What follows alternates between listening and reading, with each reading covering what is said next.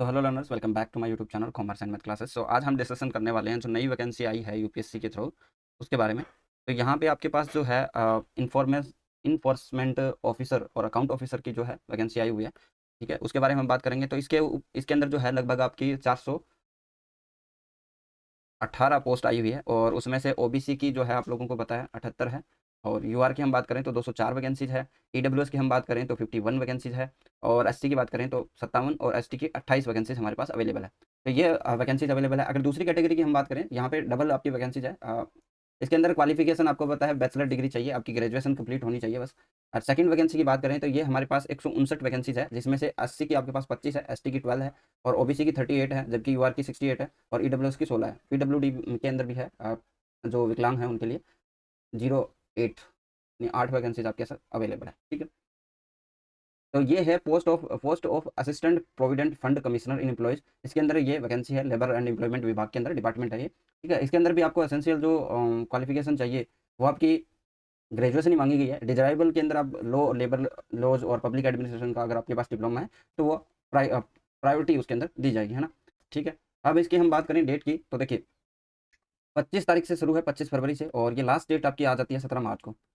ठीक है, आगे हम देखते हैं कुछ इंपॉर्टेंट इन्फॉर्मेशन जो भी होगी मैं आपके साथ डिस्कशन करूंगा। इसके अंदर भी आप अच्छी तैयारी कर सकते हो तो आप इसके अंदर एक अच्छा जो है पोस्ट ले सकते हो। प्रोबेशन पीरियड जो है वो 2 ईयर का है।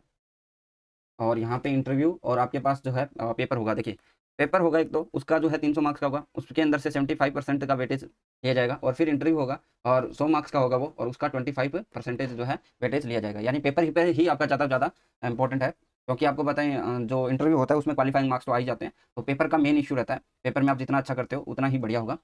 टेस्ट जो है 2 घंटों का इक्वल मार्क्स होंगे और आपके पास मल्टीपल चॉइस वाले जो है क्वेश्चंस होंगे, और ये पेपर हिंदी और इंग्लिश मीडियम में दो में होगा। इसके लिए 1/3 जो है आपकी नेगेटिव मार्किंग रहेगी। सिलेबस की हम बात करें तो जनरल इंग्लिश पूछी जाएगी, जो कि आपकी इंग्लिश लैंग्वेज आपको पता होनी चाहिए। इंडियन फ्रीडम स्ट्रगल, ये आपका जीके के पोर्शन में आ जाता है। Current events and development issues और इंडियन पॉलिटी इकोनॉमी।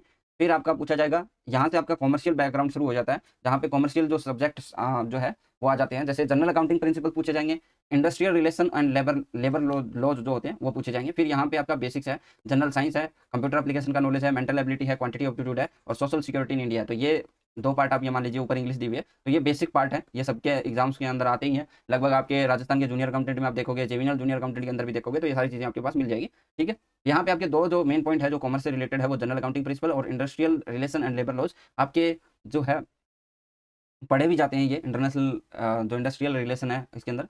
ठीक है, अगर हम दूसरे की बात करें जो असिस्टेंट पब्लिक प्रोविडेंट कमिश्नर है उसकी बात करें, तो उसका भी पेपर 2 घंटे का होना है और मल्टीपल चॉइस क्वेश्चन आने हैं, हिंदी इंग्लिश दोनों का जो है मीडियम रहेगा, और 1/3 जो आपकी नेगेटिव मार्किंग रहेगी। अब इसके अंदर सिलेबस की बात करें तो यहाँ पे देखिए, यहाँ पे पूरा पूरा दे रखा है, accounting, auditing, industrial relation, labour laws और इंश्योरेंस। और यहाँ पे बेसिक कंप्यूटर का नॉलेज, एप्लीकेशन जनरल साइंस आ जाती है, एलिमेंट्री मैथमेटिक्स, स्टैटिस्टिक्स और जनरल मेंटेबिलिटी और सोशल सिक्योरिटी इन इंडिया। ये दो पार्ट जो है सब्जेक्ट से संबंधित हो गए, दो कॉमन के अंदर आता है, ऊपर एक कॉमन का पार्ट ये भी है जनरल इंग्लिश।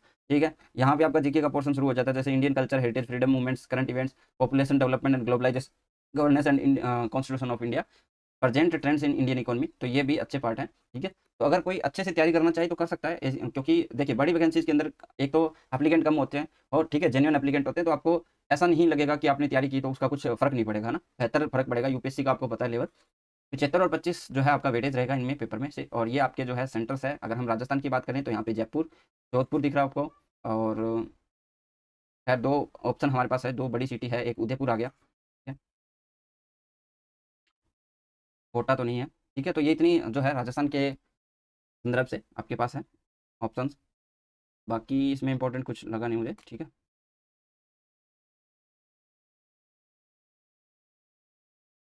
ठीक है, तो ये इतनी ही इन्फॉर्मेशन है। अकाउंट ऑफिसर अगर आप बनना चाहते हो तो आप इसके अंदर फॉर्म फिल कर सकते हो और अपनी एबिलिटी के हिसाब से जो है तैयारी कर सकते हो, क्योंकि देखिए इसमें भी आपको मेन सेम चीज़ें आप लोगों को फेस करनी पड़ती है। देखिए यहाँ पे अगर हम बात करें तो यहाँ पे देखिए जनरल ये रीजनिंग दी हुई है, मैथ दी हुई है, कंप्यूटर दिया हुआ है और जनरल साइंस दी हुई है, 4 सब्जेक्ट तो आ गई है।